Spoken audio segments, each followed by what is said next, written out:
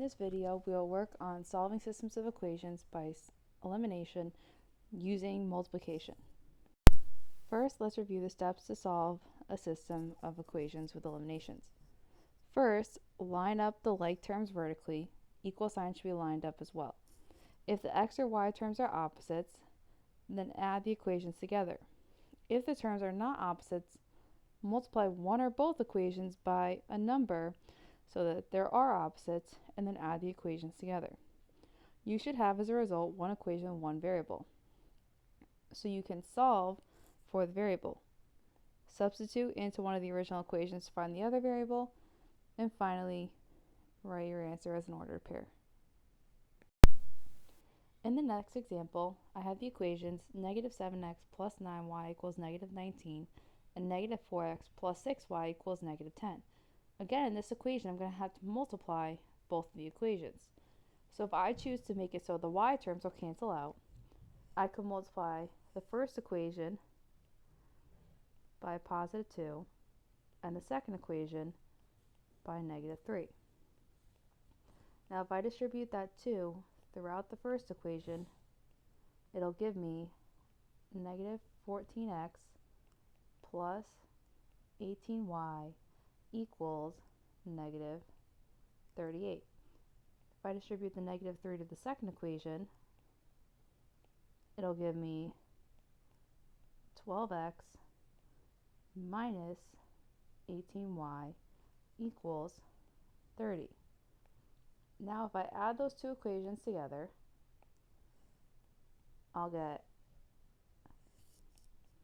negative 2x plus 0y equals negative 8. And again, I don't have to write that 0y. So it's really negative 2x equals negative 8. If I divide both sides by negative 2,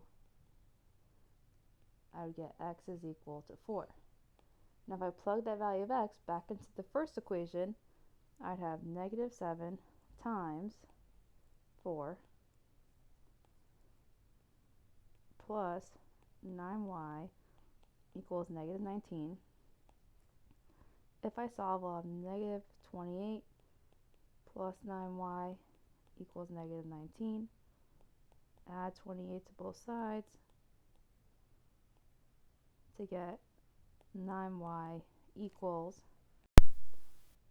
9, and divide both sides by 9 to get y equals 1.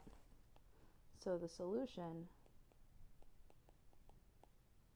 to the system is 4, 1. Sometimes it's hard to figure out what to multiply by, so there are some shortcuts we can use. So what you can do is you want to multiply by the coefficient of the other equation. So for example, what this means is in the first equation, if you wanted the x's to cancel, I see that these are my x terms for both equations. So since I have a coefficient of 5 for the x in the second equation, that means I'm going to multiply the first equation by 5. Then I have a coefficient of 2 for the x in the first equation, so you multiply the second equation by 2. For the y's, we do a similar process. We can see that the coefficient of y in the second equation is 8, so I can multiply the first equation by 8. Then the coefficient of y in the first equation is 6, so you multiply the second equation by 6. Now when you do this, the only other thing you have to be careful of is that your signs are opposite so that the terms will cancel out. So for example, we can see here that the signs of these two terms are opposite, so it should be fine. So when I multiply, I'll get negative 10x plus 30y equals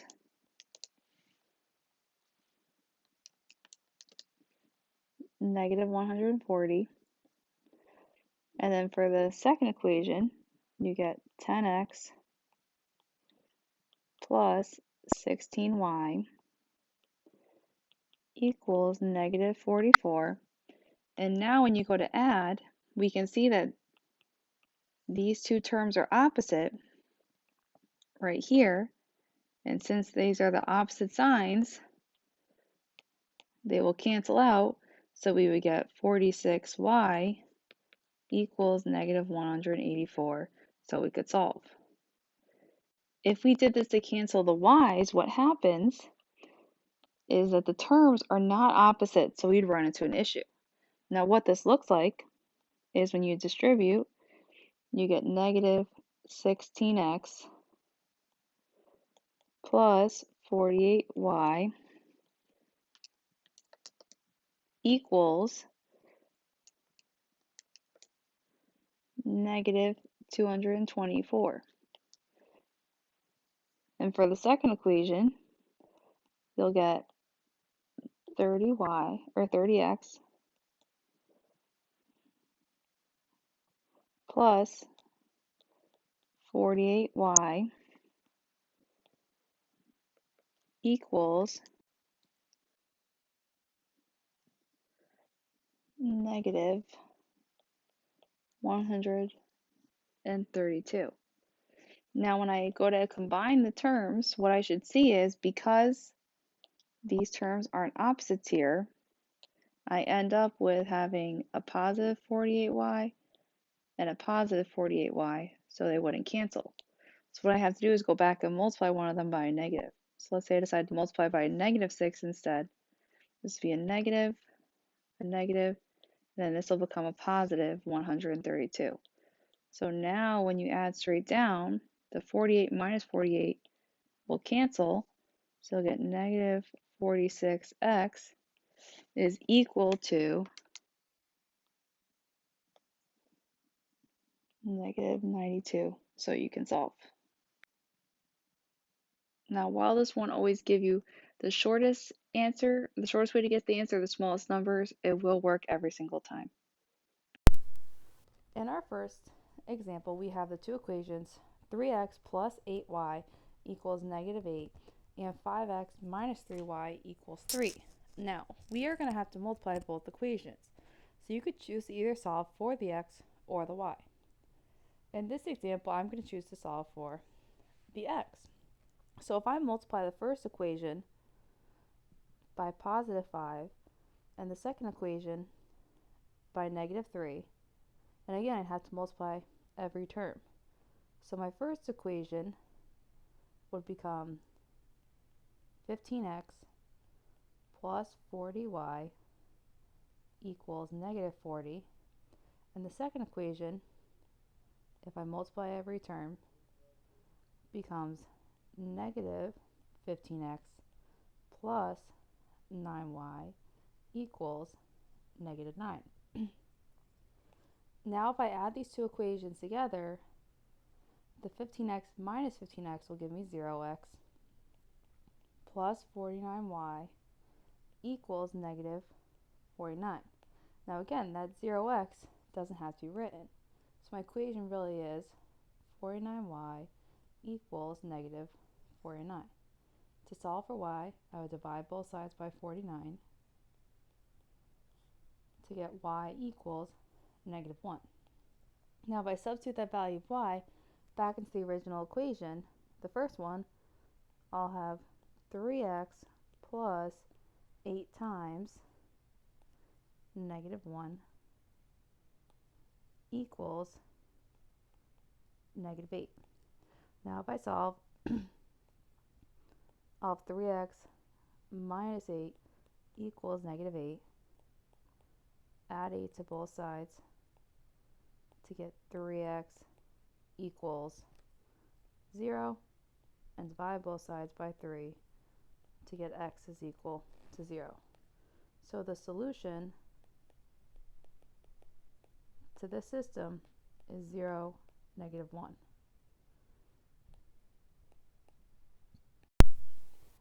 In this video, we will talk about special cases of solving systems of equations with elimination. First, if the system results in a true statement, then there is infinitely many solutions. So for example, you could have 5 equals 5 would indicate infinitely many solutions. if the system results in a false statement, then there is no solution.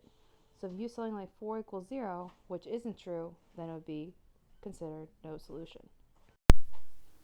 In our first example, we had the equations negative 6x plus 3y equals 25 and 12x minus 6y equals negative 30. If I multiply the first equation by 2, and I distribute that 2 to everything in the equation, you'll get negative 12x plus 6y equals 50. And the second equation stay the same. So it's 12x plus minus 6y equals negative 30. Now if you add those two equations together, you would have 0x plus 0y equals 20. Now I don't have to write that 0x or the 0y. So that really means that it gives me 0 equals 20. Now we know, looking at this, that this isn't a true statement. So since this is false, it indicates no solution.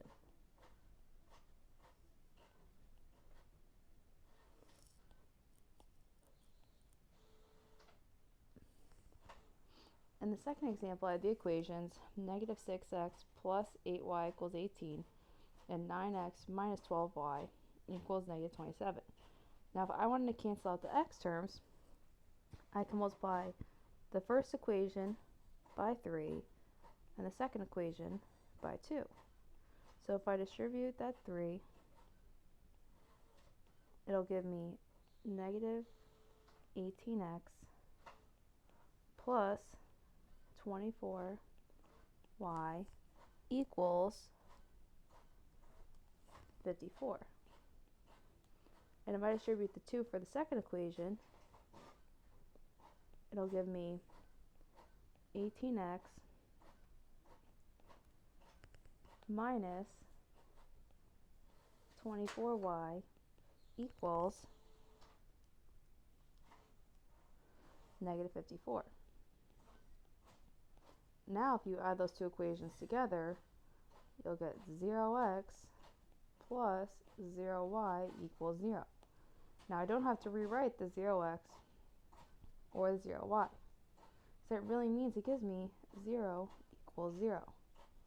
Now since this is true, that means that there is infinitely many solutions.